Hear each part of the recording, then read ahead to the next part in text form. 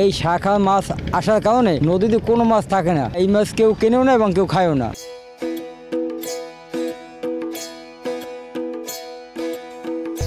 বুড়িগঙ্গা থেকে হারিয়ে যাচ্ছে দেশীয় মাছ, আর সেই জায়গা দখল করেছে রাক্ষসের সাকার ফিশ।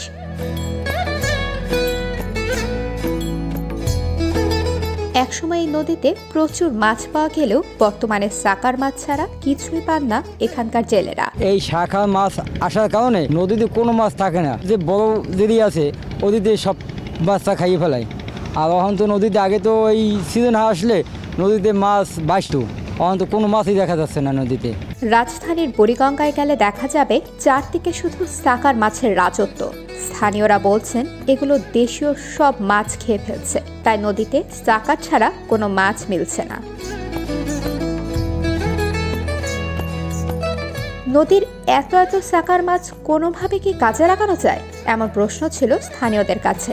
তারা বলছিলেন এই মাছ কেউ খায় না, তবে প্রক্রিয়াজাত করে হতে পারে মাছের খাবার। এই মাছ কেউ কেনেও না এবং কেউ খায়ও না। এই একটা পার্টি আইছিল, এরা বলছে যে আমরা চিটাগাং চালান দেই, আপনারা ধরে দেন 250 টাকা 300 টাকা মন দেবো।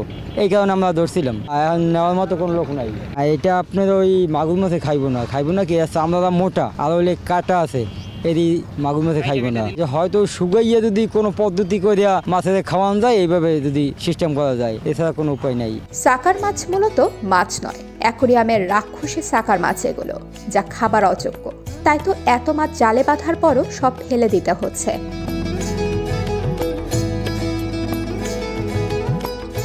যে পানিতে দূষণের কারণে অক্সিজেনের পরিমাণ প্রায় শূন্যের কোঠায় নেমে আসে, সেখানে অন্য মাছ বাঁচতে পারে না, তবে সাকার বাঁচতে পারে। পানি ছাড়াও মাছটি 24 ঘন্টা বেঁচে থাকতে পারে।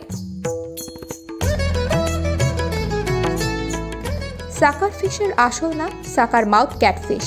80-এর দশকে ময়লা পরিষ্কার করতে এই মাছ বিদেশ থেকে আনা হয়। গত 3 বছরে এসব মাছ বেশি দেখা যাচ্ছে বুড়িগঙ্গায়।